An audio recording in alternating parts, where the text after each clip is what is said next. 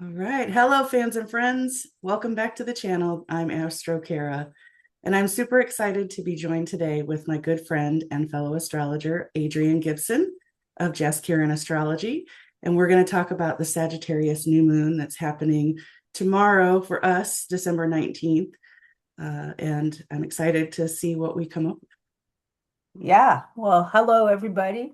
I'm glad to be here. It's been since January that I've done a collaboration with anybody, and I'm very excited to do this with Kara because we chat a lot and seem to be following a very similar pathway. And yeah, I thought that for this new moon, it would be nice to like step back into that collaboration time. And so. Yeah, I'm very happy to be here, and thanks, Kara, for being here with me. Took a little while to get our schedules figured out, but we got it. And so now Yeah, we're we here, did. and I'm glad. We did. Absolutely. Because there's a lot to Um, talk about. Hopefully we can oh, kind of it's a big condense it, one. but it's exciting. We are on the precipice of some good changes, and It's it's going to feel a little destabilizing, I think, for a lot of us if we've not been kind of putting in the work to do our inner work stuff. yeah, But it is a huge opportunity for humanity to leap into a new realm. I mean, I've heard different people call it the quantum leap, and I feel like that's that's true. yeah. And I agree with that. In fact, I've recently heard that really the doorway, it's not going to like open and shut, but that we have really all of 2026 Mm. because it's 2027 that we actually birth the new human and step into that. And so we have time for people that haven't done a lot of the work yet. This is really the beginning of being able to shed the old paradigm, and Yes. for those of us that have been working on shedding the old paradigm, we can step forward in the role of guides to help other people do the same because we're all trying to help each other walk each other home, as Yep, as Rumi would the say, saying yes. goes. That's one of my favorites, and I think that's true. And that's, obviously that's the work that I do. My followers know that. That's the work that Adrienne does as well through our astrology. And yeah, we're just here. We're human as well, and we're just learning and growing at the same time, but trying to be that guide through this paradigm that we understand as evolutionary astrology. Yeah. All right. So shall I bring up the chart and let's start talking about it? Sounds 'Cause good. there's a lot.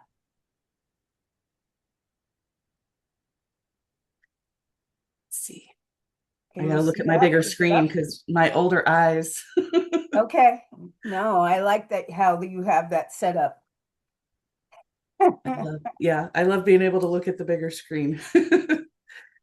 Yeah, so where would you like to start? I mean, my goodness, I guess we could start with the sun and the moon because Yeah, that's, what we're here to let's talk go about. right into that new moon. Why don't you go ahead and give your interpretation and then I'll give mine and then I mean, I'm sure they're going to be very, very similar. So Yeah, we were trained by the same mentor, so yes, we do have very true, similar true. ways of looking at things. But I love so my brain, my thought process is very logical. I'm very Gemini energy, and Adrienne has a lot of Piscean energy, a lot of Aquarian energy. So she brings that balance of, the spiritual to my very logical.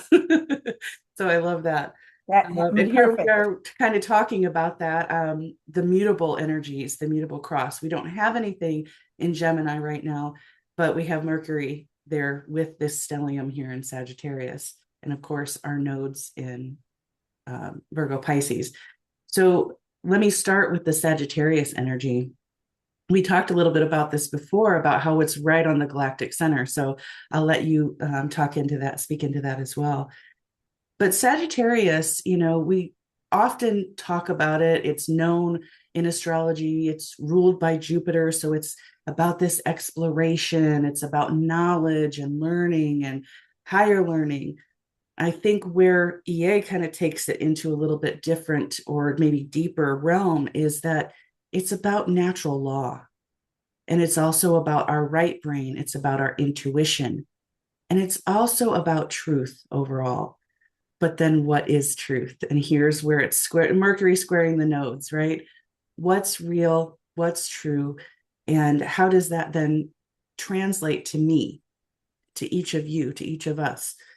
Um, and I think the shadow of some of that is that we try to outrun that truth by staying busy, or like the monkey mind gets going, and we just keep going on to these tangents of, well, I'll just go do this, or I'll go do this, and we have a harder time sometimes sitting with that until our truth can speak to us. So I'll pause there and let you step in. Yeah.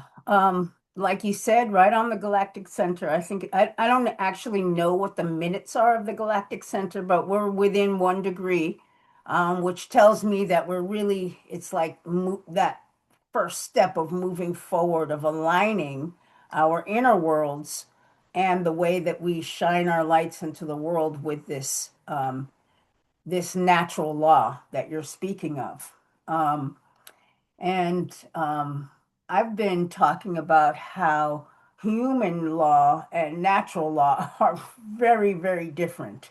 Um, Natural law is the way we can perceive it when we're watching nature, Mm. and everything is in balance with each other, life and death, water, no water, all of the seasons, all of this is this really intricate balance that it all feeds itself. Like you don't have to do anything to it.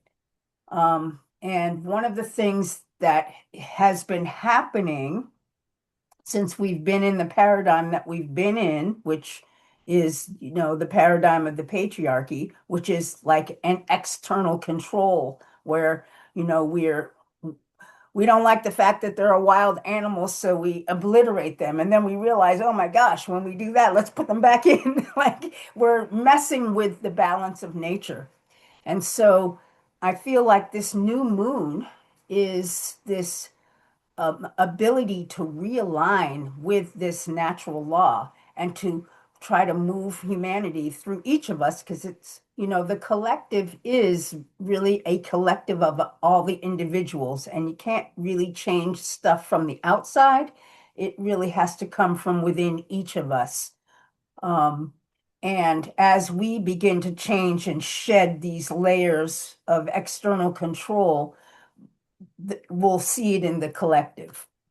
And so, yeah, going back to this square to the nodes with Mercury, Mercury is, the trickster.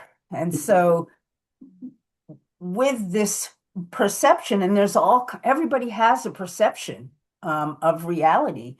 And um, in this paradigm we're in, our perceptions are highly controlled. So we do this through, the culture that we live in. And so everybody's perception is different because there's so many different cultures. And then we're conditioned into our cultures. Here in the West, we're conditioned, first through our parents and then through our schools. And then we start to condition ourselves, around the age of 14 or so, when we step into our peer groups, and we don't want to, we're attracted to that peer group because this is what we want to grow into. Mhm. We don't want to be alone. We want to be accepted by our peers. And so we begin to shed different layers of ourselves to fit in. And then it goes on and on. But this Mercury energy, it's interesting because it has these elements of paradox where two things can be true at the same time, or that we can hide the truth. There's this energy of omission, or we can put out untruths. And so it's very difficult, I think, to navigate what the truth is, particularly during these times when we have AI and all of this stuff where, I mean, you can see all kinds of things, but is it really true? Because we can manipulate everything. And so I think that this square to the nodes is really this shift from feeling this energy, like Kara was saying about, the monkey mind and the doing stuff. I would go with that with the Virgo Hmm. to of it's like an avoidance And that's still almost. Pisces as well. That escapism is some of the Pisces bringing that in as well. Yeah, Sorry, I and jumped in. yeah, sure. And then the other side of the Pisces. So the way I've been talking about Virgo and Pisces is one is the wholeness and one is the separation. Yes. And when we see ourselves through the lens of separation, really what that means is that we're looking at ourselves, South Node, or, from the past, and most of us still, through the eyes of what other people will think. Do we Hmm. fit in with the external? And then the other side of it is through this perception of compassion and understanding that we're all part of the whole and that we're one all making mistakes and that we're all adjusting and we're all growing. And I think that this is this Mercury square where we're literally having to choose which Hmm. side do we want to follow? Do we want to stay in this perception where we're all different and separate? Because, I mean, we can look out of our eyes and see that that does not do well for the world and the people of the world when we see ourselves as separate, because then we got all this war and stuff going on, or as we all really all one and walking each other home, like we said in the beginning. So yeah, And that's what that's I so have to say beautiful. about. Yeah, thank you for all of that. That's beautiful. And I think that brings in what you were talking about, the oneness and versus us seeing ourselves as separate. And there's a difference between seeing ourselves as separate and seeing ourselves as individuals. And we've talked about this a lot. Anybody that's followed us knows that we talk a lot about Pluto and Aquarius. And this is for the next, 19 to 20 years. This is about individuation. It's about how do we really accept and understand our own uniqueness and then bring it back into the collective. And so I just want to make that little adjustment for anybody who might be thinking, oh, wait a minute, we've been talking about individuation, but it's about not recognize understanding individuation is different from separateness. I guess that's where I was going with that. Yeah, yeah. Oh, I'm so glad you brought in Pluto because EA talks about Pluto being the bottom line. The bottom line is we are individuating, and yes, it is very different than separateness. I remember our mentor once said that Aquarius was like the fingers of a glove, or how did he describe it? Like the superheroes, the group of superheroes. Each superhero is a force unto themselves, but when they come together, they are just unstoppable. And to Mhm. me, that's the epitome of the Aquarian archetype. But in order to reach that unstoppability, we each have to come back into ourselves and understand who we are as individuals because of that, all of that conditioning that we've gone through, even the self-conditioning that we've endured to just be able to fit in. And I think that the energies that have been coming on for quite some time, but that are really, they're pushing us to become that true inner self. One, because the polarity point of Pluto is Leo, and Leo is the inner child. It's that being that we were when we were born, before the conditioning. And this is where we're headed to come back to that being, that individual being that, yeah. Yeah. Thanks for bringing that distinction between the individuality and the separateness. I knew Yeah. that our collaboration would be good. I love it. I know because we riff off of each other so well, I think. And Yeah. coming back to the Sagittarius energy when we were talking about, so to me also when think about the nodes, yes, we talk about the South Node being our past, our collective past. In Virgo, about that separateness, about hierarchy, about all the things that we do to try to be good and try to earn affection or earn acceptance. And then Pisces being the whole and understanding that we are all one, and it's our link to spirituality, link to the divine. And I think part of that, this mutable energy, because even though the lunation isn't squaring the nodes, it's still, in that mutable energy. And part of that is, when we talked about natural law, we talked about learning, knowledge. Sagittarius is also about honesty. And I've been talking a lot about this, we and you've been talking a lot about external control versus getting back into our own understanding of ourselves. And that's what the powers that be want. They want to not have us connected to ourselves because we're easier to control that way. And that's just the paradigm that we're in. But us taking back our power is a huge thing. And it's very broad, when we talk about pull back your power, take back your power. And that can come in many, many different ways. It can look like many different ways. But going back to the honesty piece, to me, what I've been talking about a lot is we have to get real honest with ourselves. And this includes looking at those defense mechanisms, looking at our protective mechanisms, looking at where we have taken on those truths that don't belong to us. They never were ours.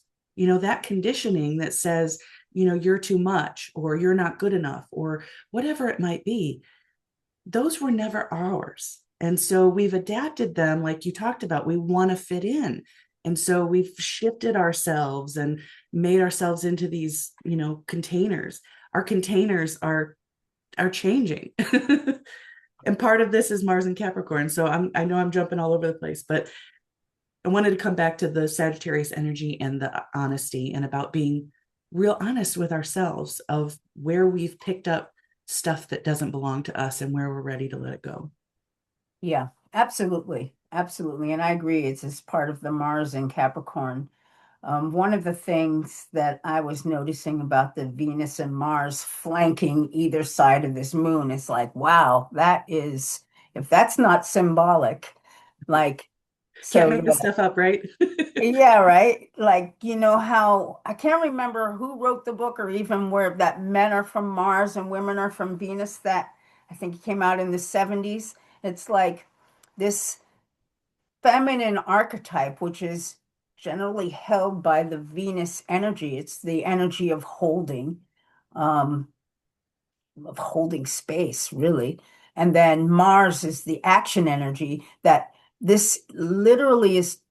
It's talking about the balance that I mentioned earlier that natural law holds. And so we have this closing conjunction with Venus to like end the truth of Venus that has been pushed down. We're ending that cycle. And then Mars is really taking on this whole new structure, which we're, Mars has passed through this galactic center as well. And then Venus will come on and finish it all up here, not too much time. So yeah, I think, and then, Pluto has been through Capricorn. We've been working on becoming our own authority. And this is just, to me, this really the beginning of stepping into that role, stepping into, oh, yeah, being honest with ourselves,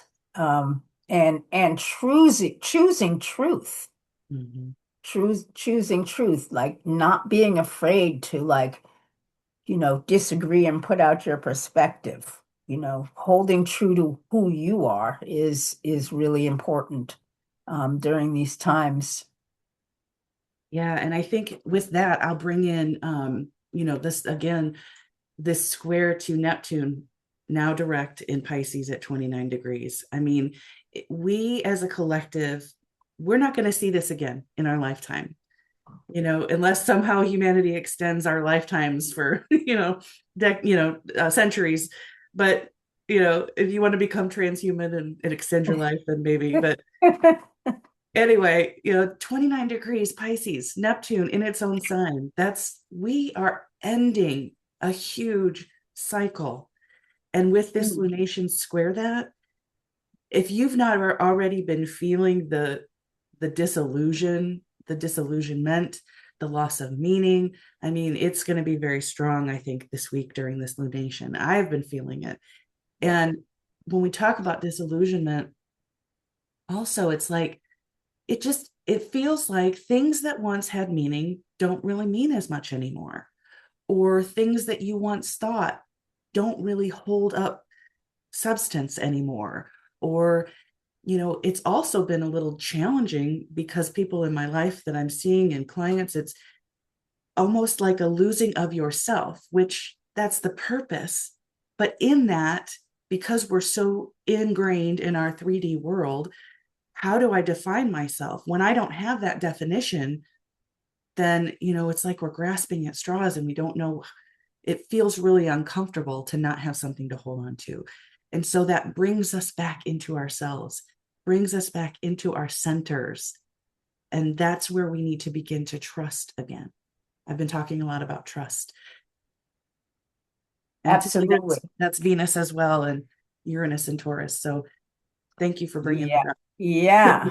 Excuse me. And this really is the opportunity as everything is dissolving. I mean, so Karen and I were talking last week, and I was talking about how this Neptune in Pisces at the 29th degree, that's like the Pisces energy times three. It's intense, like this huge tsunami wave that's just coming to like whoosh, wipe all of that away. And then, like you just said, who are we after that? I mean, and Mars in Capricorn, here we're stepping in to redefine who we are from this inner place of this natural place, this place, this polarity point of Pluto, which is we actually can't lose connection to who we are.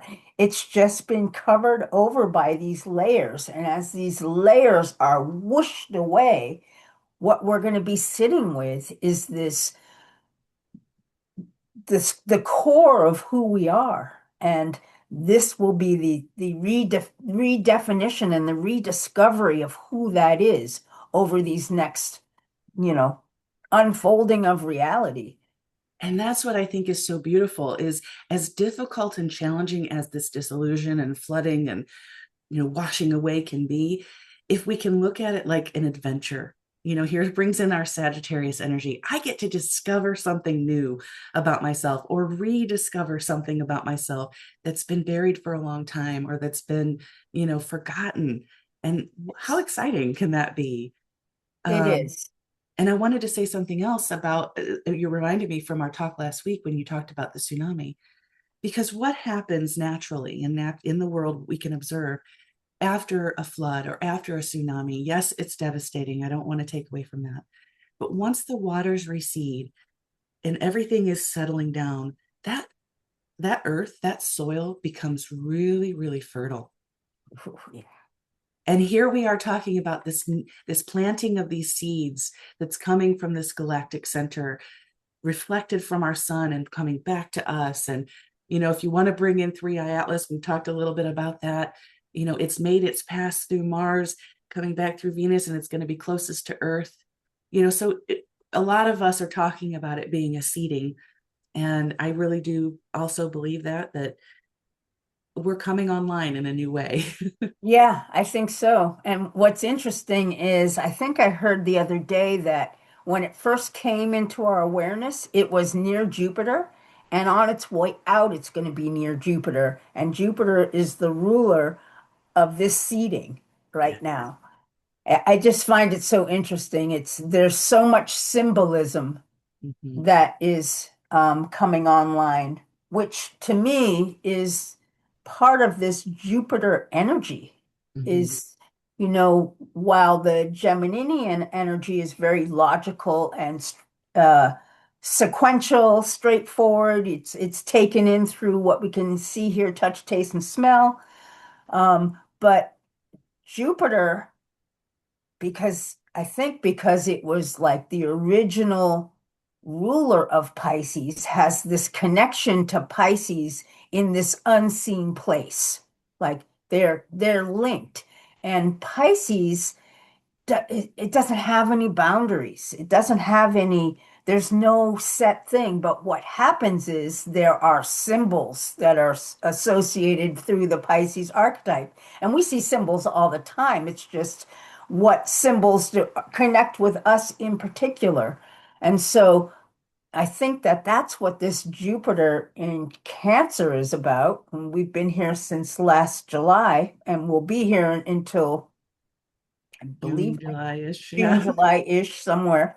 Um, but it's about really turning inward and really receiving this truth through this emotional, well, I mean, there's all kinds of symbolism here, but it's about the truth of who we really are. Who are we embodying in ourselves, and allowing the symbolism to come through and connect with us in very subtle ways, which, will happen differently for every person because that's the reality. We are all different and we all have this very particular role to play in this journey of the collective birthing of what's coming forward. So I think it's interesting. Both you and I drew a card. Yeah, if you want to share Well, yours, that'd be great. I think sure. people would appreciate Yeah, that. I just as I sat down, I thought, okay, I'm gonna shuffle these cards, and two fell out. The first card, actually don't even know the name of this deck. It was gifted to me, and it doesn't have a book, but this is the child. So I linked that to the inner child. This is the Leo archetype that I was speaking about. That is the opposite energy of where Pluto is, and how I've been talking about that we're coming into contact with this inner child. And then the crow energy, which I actually just learned that all birds, I just learned this like an hour ago, that all birds symbolize the goddess energy because Mm, they're part of the natural world and they live in all parts, water, earth, and sky, mm. which I was like, wow, I love it. So I did pick the crow, and so I I love think it. And I it's, feel like it symbolizes wisdom as well. Whenever I see yeah, a crow, that's the symbol that to me represents. And they're talking about symbols and synchronicities and how it resonates differently with each of us. And that's so much about what I've been talking about too with, Sagittarius and getting back to what's naturally true for us and then understanding Venus, what we value, what's true and what's important to us individually. And so, like you said, the divine spirit, source, God, however you want to label it, speaks to us in those subtleties in different ways. And it's about learning then to trust what we're seeing because externally we've been taught that that doesn't matter, shove it away, that's not true. And so it really is about becoming coming back to ourselves in that way. And one of the I pulled a card as well, so I wanted to share this. One of the things about Pluto and Aquarius is also about collaboration. When we're talking about humanity, we're doing a collaboration today. And I'm like, you can't make this stuff up, right? no, So let me see if I can get it in the camera. It's a picture of a beehive.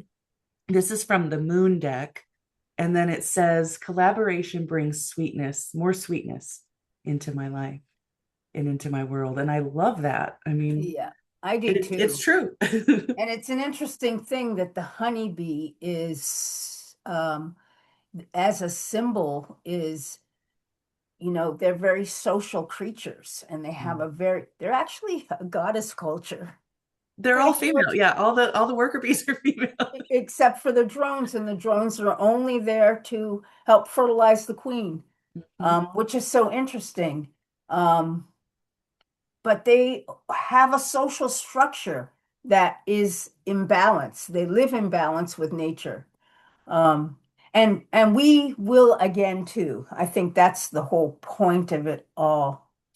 Um, I did want to mention about this energy of coming into our hearts and our true sense of self, and how there's a little bit of fear with that because we think we'll be rejected, but this energy of being true to ourselves gives us the opportunity to vibrate our true frequency out there. And because everything is frequency, when we can vibrate that true frequency, we will draw toward us the matching frequencies, and we won't be alone. We'll actually be held in this place where there's understanding and acceptance and mutual admiration and this whole different energy. So it's really, while there is this uncomfortability that is happening with this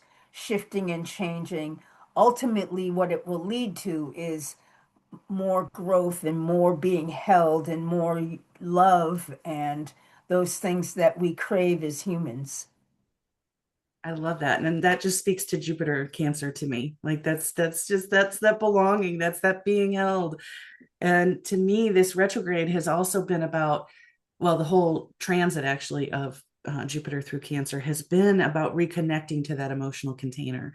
The polarity to Cancer is Capricorn, which is our container, and it's helping us to expand Jupiter, our sense of, what our emotional intelligence level is. And I don't like to use the word level because I don't like to use hierarchy, but what our emotional intelligence is and how we reconnect to that, and then how we can expand that container to fill it with more understanding of ourselves.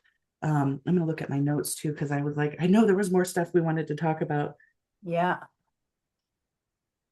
Well, you're Um, looking at, I can jump right in and talk a little bit about this Saturn-Neptune conjunction because it's yes. big here, where both planets have been retrograde as we've been accelerating these energies in between us. Now both are going direct. And they are to meet together at the 0 point of Aries on the 20th of February. So I'm looking at that as like the beginning of this new energy.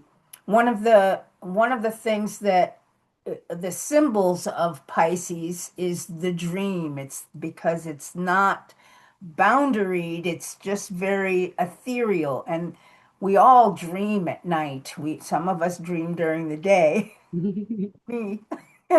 There's this just dreamy energy. And when you have Saturn there with Neptune, this is the ability to like crystallize the dream. And so I remember a really good friend of mine as well, I don't even actually remember what the alignment was, but this ability to dream big. Like dream big now because we have the opportunity to crystallize it in our future. Um, and so, yeah, I think that this is what is happening. So, as we align with this new moon, which is connected to Pisces because it's Sagittarius, we have the ability, and I think this is the square I've been talking about. This is like the scribbling. Yes. It's all there. Yes, That it's very, very present. All that, yeah. Like it yeah, does look this like a scribble. Somebody came up and scribbled on it. yeah, but it's like this. I mean, the third quarter square, interesting for everything but the sun, is literally about, breaking free from a truth we've been living. I mean, and it's not that it wasn't true for the time that we needed it. It's Very just that we important. are moving beyond. Sagittarius, it's about moving beyond, and we're going to align with a different truth. And we're all birthing that process, I think.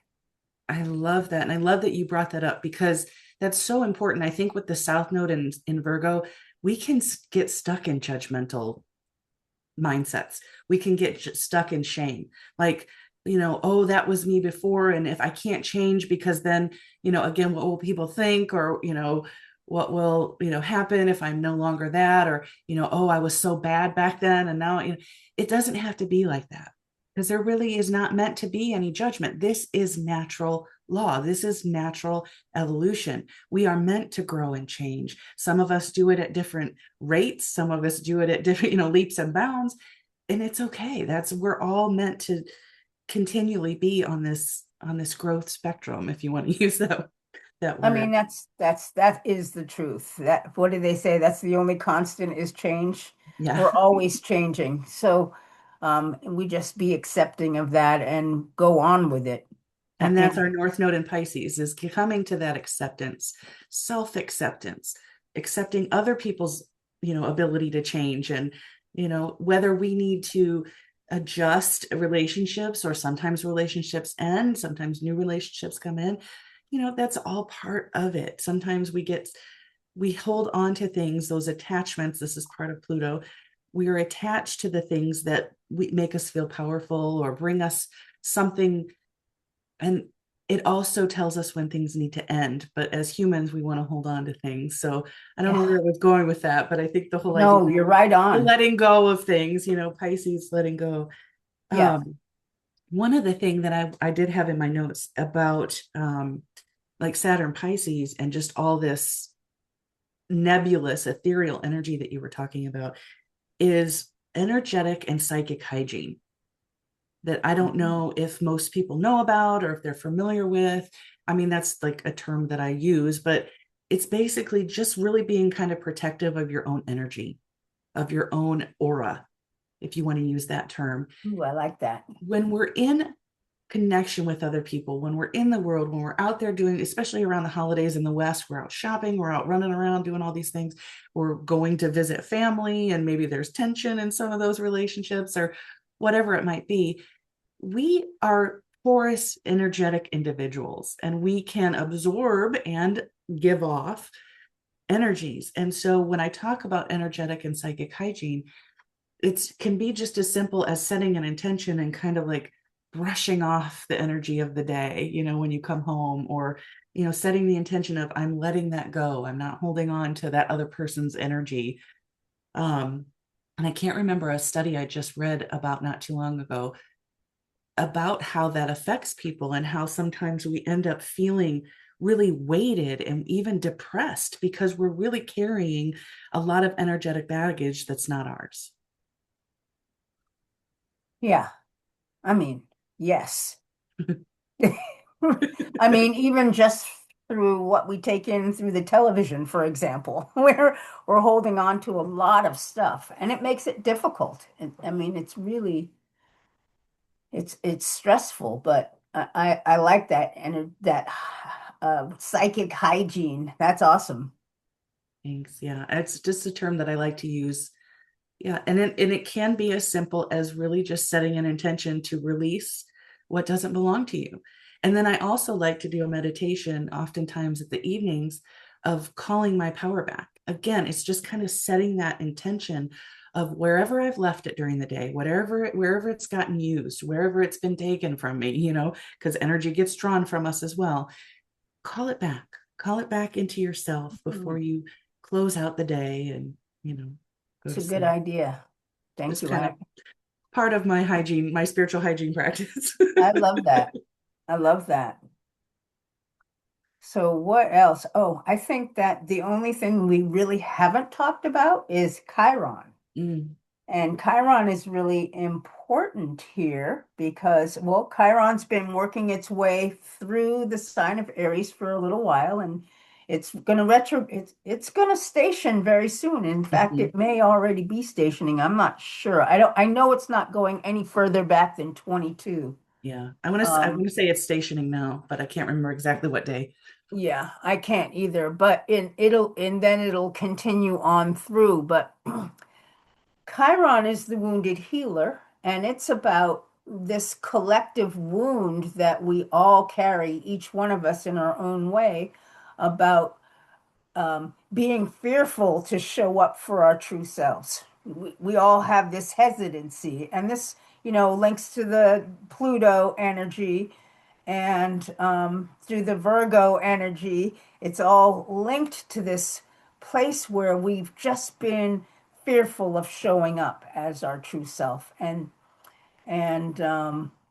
Fearful of rejection, more specifically. And of being rejected. Yeah, that's Yeah. definitely the rejection part of it, and which would be the only reason I think to be fearful. Just, but Or fear yeah, of, yeah, some type of retaliation or whatever the feedback might be. That's because when we're yeah, home alone, I think, I mean, for me, I understand, I like being in my own space. I like being with myself. I me feel too. safe. And then I'm just going to bring in too, and I'm going to come back to you, that square to Jupiter, which you may also be wanting to talk about, because it's exact at this lunation, It sure is. and it's a big deal. And that's where our emotions are being held right now. So back to you. Yeah. Well, I'm going to go on and talk about it then because Jupiter is pointing to Cancer and Chiron to Aries, and this is all about the self and our inner world and our emotional world. And it's a first quarter, so it's about taking the leap, essentially choosing to align our truth with what's coming from within, and because the energy of Chiron is really helping us to heal that wound of rejection. So And it, unfortunately, it the only way to get over it or get through it, I don't want to say get over it, to move through it, to grow through it, is to do it. is to do it. That's Aries, we Yeah, it and then is. And I call it jumping from the train. Like yes. the train's going that way, but I got to get off here. You're just going to have to go for it and trust. It's the leap of faith, really. Yes. It's Um, we used the word threshold earlier when we were talking, and that's, we have to make a choice. Whenever I talk about the first quarter square, I talk about a choice point, and yep. it brings up this, it's separation anxiety. It's, I'm familiar and comfortable with what I know, and I got to Yes. do something different. I got to make this choice to move in a different direction, or act differently, respond differently. And it's scary, but it's necessary for our growth. Yeah. And so yes, it's that stepping over the threshold, stepping through the door, jumping off the Yep. train. Yeah. Yeah. I mean, that is exactly what it is. And we're all going to have to be making this step because I mean, we're being comfortable in the way that we are, but the comfortability it just popped into my head that frog in the well Yeah, thing. This like there's this story about a frog, not the frog in the well, but that the frog is in a pot of boiling water. yeah, And as you turn up the heat, it gets a little uncomfortable, but it's warm and cozy. But then it starts to get too hot. And if you stay there too long, you're just not going to survive it. You really do have to jump out of that pot. And I think that that's what that square is talking about. And it's interesting because it's trine to the stellium and it's uh, square to Jupiter, and Jupiter is in conjunct to the stellium. So, yeah, it's almost like there's an energy that's flowing to do it, but there's also the inability to see hmm that that's what will line us to where our truth is. So there is that leap of faith that you have to take. You just have to make and the that's about adjustment. Sagittarius as well, right? It is And about that's faith. this It's, whole mutable energy is yeah. And I really, love as that. you I were love that description. I love that you brought that analogy because it's so true. And that's the thing. We can't see it when we're in it, no, oftentimes. We don't have, and that's part of what I think this energy is bringing us, is the ability to see beyond. It's that yes, farsightedness that if you can dream it, Pisces, you can yes, go for it, build it, they will come kind of thing. It's just, absolutely, it's, absolutely. but we start within ourselves, as we've been saying. Yeah. Well, that's amazing. Do you have anything else to add? I mean, I feel like we ran through this chart and I mean, it'll be interesting to come back and listen, but I think we did a good job. I do too. I think we got through all the pieces. I think the only other thing that I wanted to mention, because you brought in the polarity point of Leo and how it's reconnecting to our inner child and that joy, Yeah. that sense of creative expression. And we talk a lot too about this idea of heart coherence. So if no Thank you. one's familiar with that, I wanted to bring that in. And I actually did a talk on the EA Zoom platform. It was my first one a couple of years ago, about heart-mind coherence. And to me, this is Aquarius Leo energy. This is, how do we balance here and here? We Yeah. can know something here. This is our Gemini Sag. We have the understanding, we have the knowledge, but until we get it here and really resonate it in our body, then we know it. Then Yeah. it's embodied. Yes. Um, and so yeah, it's just bringing those two back in line is Yeah. also what I think we're working on in general overall. Absolutely. It's the inner knowing, which is also Sagittarius, Jupiter energy. I love it. And it because it feels a little bit more as heavy as I think these transits have been, especially with Neptune and Saturn being when they were retrograde. I Yeah. feel like there's some momentum that's building. We're feeling it a little bit. And then when everything moves into Capricorn, there's going to be some real opportunities to create some new structures, if you want to use that word, to create some new Yeah. containers, or rearrange it so that it's going to take us forward. And then of course, all the excitement will start Yeah. in 2026 when everything Absolutely. moves. And the containers that we create are going to be directly related to the downloads that we all receive from within that are happening with this new seeding of Yes. our individual truths. And then we'll be able to like hold it once everything moves through Capricorn. Yes, I love that. And that's how I'm feeling it as well. Yeah. So tell me before we get off, what you offer, because my fans and people might want to know what you do, and then I'll talk about what I do. Sure. I have a Substack account that I've been working on and evolving for the last couple years, and it's I think we'll link it in the below because I don't have Yes. it right off the top of my head. But I also have a website at jaskaraenastrology.com, and I offer various types of readings and consultations, um, talking about like how these particular alignments might be affecting you because your chart will line up a little bit differently than this one, but yet these will affect you in different ways. It'll affect everybody in different ways. And so, yeah, that's what I offer. I love that. So yeah, lots of good stuff on your Substack. You go into very good details of the. Can you take the chart down for me? Yeah, let's I take can it see down. you a little bit better. There we go. I love. I follow Adrienne as well on her Substack, and make sure you want to subscribe. Most of her content is free, and so all of her moon reports are very detailed. And if you're really interested in understanding the aspects and things like that, you can definitely check it out. I also am on Substack. I tend to write and talk a little bit more in story form. There's my Gemini storytelling. And so I use a lot of analogies and metaphors. So if you're interested in that, you can check that out. I'm over at astrokara.com. We'll link all this stuff in the description. And I also do readings. I do transit readings. I do birth chart readings.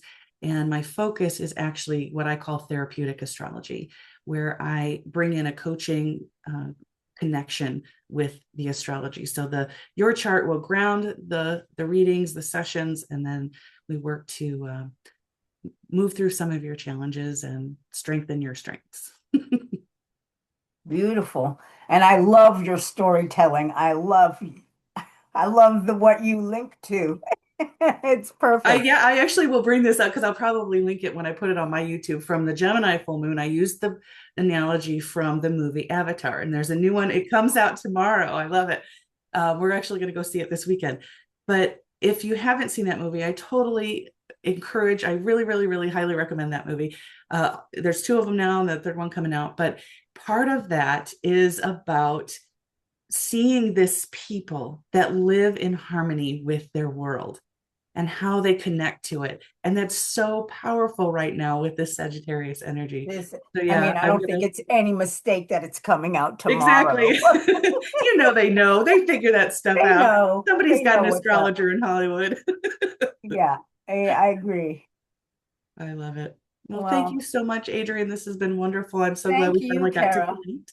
I And really appreciate it. me Uh, too. And so we'll see everyone. I got to give my classic sign off. Until next time, take care of you. yeah, y'all take care. Have a great day and happy new moon in Sagittarius.